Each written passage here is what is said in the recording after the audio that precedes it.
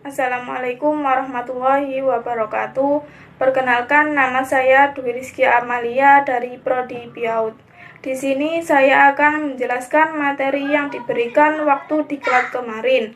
Materi yang pertama adalah organisasi. Organisasi dari bahasa Yunani adalah organon yang artinya alat. Menurut Chester I. Bernard 1938 dalam bukunya The Executive Function mengemukakan bahwa organisasi adalah sistem kerjasama antara dua orang atau lebih. James de Money mengatakan bahwa organisasi adalah setiap bentuk kerjasama untuk mencapai tujuan bersama. Sedangkan menurut Dimmock, organisasi adalah perpaduan secara sistematis daripada bagian-bagian yang ketergantungan atau berkaitan untuk membentuk suatu kesatuan yang bulat. Dari pengertian organisasi di atas, dapat disimpulkan bahwa setiap organisasi harus memiliki 4 dasar, yaitu yang pertama, orang-orang atau sekumpulan orang, yang kedua, kerjasama, yang ketiga, tujuan yang ingin dicapai, yang keempat, kepemimpinan. Materi yang kedua adalah dakwah Islam di Nusantara dan asal-usul Muhammadiyah. Islam masuk ke Nusantara melalui 4 teori. Yang pertama, teori Mekah, yang kedua, teori Gujarat India, yang ketiga, teori Persia, dan yang keempat, teori Cina. Proses penyebaran Islam di Nusantara, yang pertama, perdagangan, yang kedua, perkawinan, yang ketiga, tasawuf, yang keempat, pendidikan, yang kelima, budaya. Muhammadiyah adalah gerakan Islam dakwah amar ma'ruf nahi munkar yang bersumber pada Al-Quran dan As-Sunnah.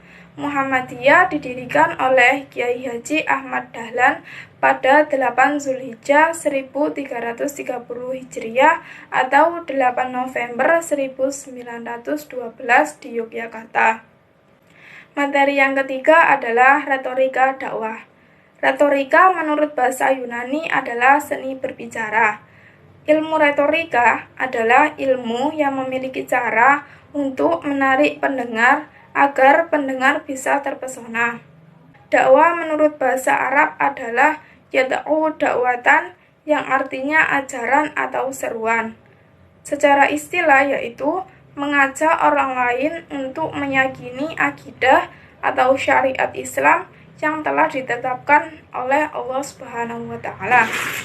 Retorika dakwah dapat dimaknai sebagai pidato atau ceramah yang berisikan pesan dakwah, yakni ajaran ke jalan Tuhan. Prinsip retorika dakwah. Yang pertama, dakwah kewajiban setiap muslim. Yang kedua, dakwah rabbaniyah ke jalan Allah Subhanahu wa Ta'ala. Yang ketiga, mengajak dengan cara hikmah dan perjalanan yang baik. Yang keempat adalah hikmah atau memperhatikan tingkatan pekerjaan atau kedudukan. Karakteristik retorika dakwah. Yang pertama, spiritual, tanpa meremehkan material. Yang kedua, memikat idealisme dan peduli realita. Yang ketiga, orientasi futuristik, tidak menungkiri masa lalu. Penyusunan retorika dakwah. Yang pertama, exodium atau pendahuluan. Yang kedua, narratio atau pemaparan. Yang ketiga, confirmation atau pembuktian. Yang keempat, reputation atau pertimbangan. Yang kelima adalah peroration atau penutup. Materi yang keempat adalah pengenalan konsep pendidikan anak usia dini.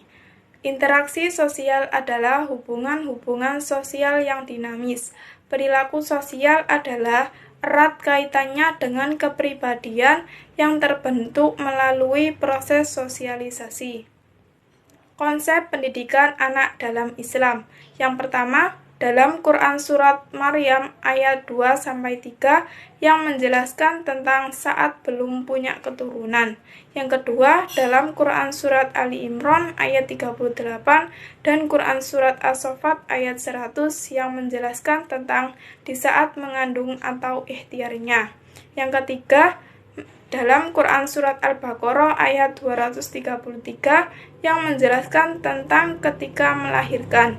Yang keempat, dalam Quran Surat Al-Luqman ayat 13-19 yang menjelaskan tentang anak umur 3 tahun ke atas.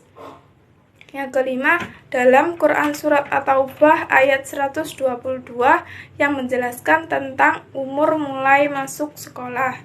Yang keenam, dalam Quran Surat Al-Mujadalah ayat 11 yang menjelaskan tentang berprestasi dan cerdas. Materi yang kelima adalah teknik persidangan.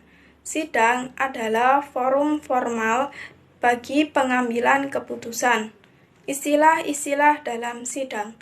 Yang pertama, skorsing atau pending, ialah penundaan persidangan untuk sementara waktu. Yang kedua, lobby, ialah suatu bentuk kompromi dalam menyelesaikan pendapat dalam pengambilan keputusan. Yang ketiga, deadlock, ialah suatu keadaan di mana musyawarah tidak memenuhi kata sepakat. Yang keempat, walkout, ialah peserta sidang keluar arena persidangan dengan alasan tidak setuju atas suatu keputusan. Yang kelima, voting, ialah pengambilan keputusan berdasarkan suara terbanyak. Yang keenam, peninjauan kembali, ialah mereview keputusan yang telah disepakati sebelumnya untuk diadakan pembatalan atau perubahan. Tata tertib persidangan ialah suatu aturan yang dibuat dan disepakati bersama oleh peserta sidang dengan memperhatikan aturan umum organisasi. Jenis-jenis persidangan. Yang pertama, sidang pleno adalah sidang yang dihadiri oleh seluruh peserta sidang. Yang kedua, sidang komisi adalah sidang yang diikuti terbatas oleh anggota komisi. Yang ketiga, sidang paripurna adalah sidang yang bersifat menegaskan kembali hasil-hasil sidang yang disepakati.